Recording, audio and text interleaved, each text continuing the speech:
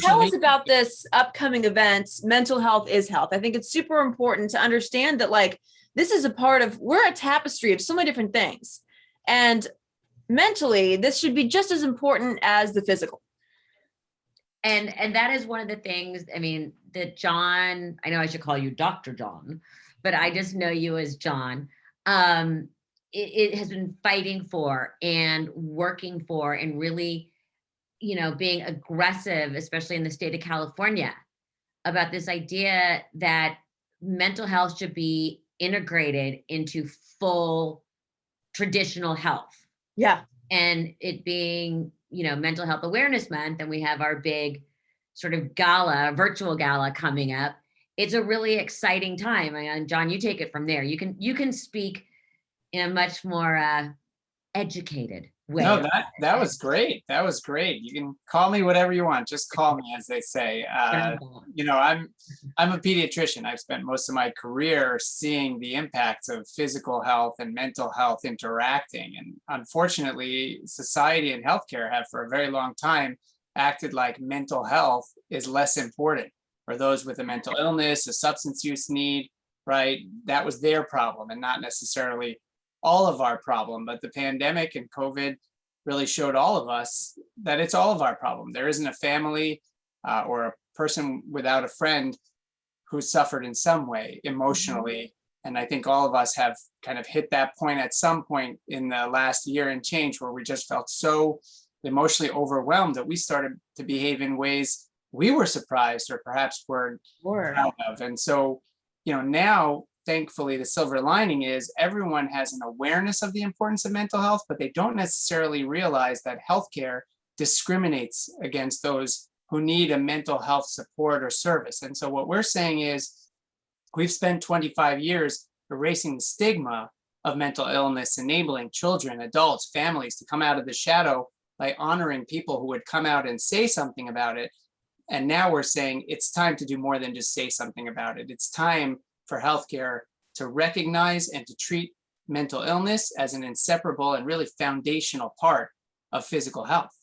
Yeah, now that we all know how important it really is, I think that, access to resources is something that we really need help with, because think about it, a lot of therapists aren't covered by insurance. And, you're paying like $300-400 an hour. That's just enough. That's enough to deter nearly anybody from going and seeking counsel. Yeah, this is inherently the discrimination baked into healthcare when it comes to a mental illness versus a physical illness. It doesn't matter how much money you have. This should be covered by insurance, whether you have private insurance or government insurance. Low-income children and families to wealthy adults. We looked at, interestingly, the suicide data over 2020 on our crisis lines. We have 24/7 callers, chatters, and texters that connect with counselors, trained counselors at Didi Hirsch. And we looked at the year. And you know where the most calls came from? Beverly Hills and South Central LA. Wow. It was a tale of two cities, two Los Angeles, where we cover the entire region. And what that tells us is despair, trauma underlying it, knows no socioeconomic divide. So really all of us should be saying, no matter how our healthcare gets paid for, it must include mental health. And that's really the goal of the event, is to give everyone a mind-body connection, an experience that makes us want and really then demand mental health care as part of our usual health care. So Melissa, what can we expect to see at this event, at this virtual gala? Oh, well, so much. We have an amazing group of celebrities participating. It's educational. It's wonderful. There's inspiring stories. It's being hosted by Sherry Shepherd.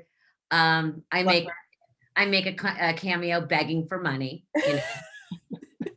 Kind of my job. Like, hi, it's good. How much are you going to give us? And it's just going to be a great event. And it's so exciting because Didi Hirsch was the first one out there with the tagline of erasing the stigma, which is really what appealed to me when I became a board member, having lost my father to suicide so young and feeling so stigmatized. So that really appealed to me. Yeah. And now, again, it's hard to say that there's something good that's come out of the pandemic, but it has erased the stigma. So this is really going to be our launch of our campaign, and the whole idea of mental health is health. Yeah. And the idea that your brain and your body are all one in the same. You're one unit. Yeah. And, if you break your arm, you go to your orthopedist. If your brain isn't working or your emotions aren't working, you go to your therapist. There should not be anything. Yeah. It's a really exciting year, and it's a really exciting launch. And, one of the things I'm so proud of being a board member of Didi Hirsch is that we are on the front lines, that we are on the cutting edge. Right. So I'm, always so honored that they let me be on the board, because, I always look around the meetings, I'm like, you let me in? Like they So you kind of touched on this a little bit, but what inspired you to become a board member and to get involved with stuff like this? Well, my mother and I were really sort of the first name brands to come out and really talk about suicide. Mm-hmm. And it was, I lost my father to suicide in 87. Mm-hmm. And I felt stigmatized, and I felt people really did not understand it. They did not understand depression that would lead to suicide. And, I always say that one of the greatest tragedy of my life has become one of the most important and satisfying motivators in my life. When it comes to celebrities, like we've seen, I know you're honoring Selena Gomez, BB Rexa at the gala. When it comes to celebrities being so open with their own struggles, that helps, right? What kind of impact do you think that makes?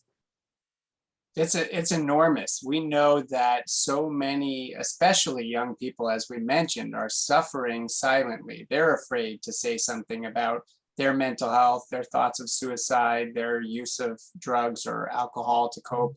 And it turns out that they're not as likely to hear a pediatrician talk about it and do something about it as they are to hear a celebrity talk about it. And so it's really game changing. It really not only erases the stigma, which thankfully is decreasing by the generation. It's great to see young people really speaking out much more openly and in much more detail about their journey in a way that Melissa really shows tremendous strength in doing. But the more young people hear that and see that, the more it just normalizes for them. Thank you guys so much. Thank you. Thank you. Take care. Thank you for watching. If you want more extra, hit the subscribe button and the bell so you'll never miss a video.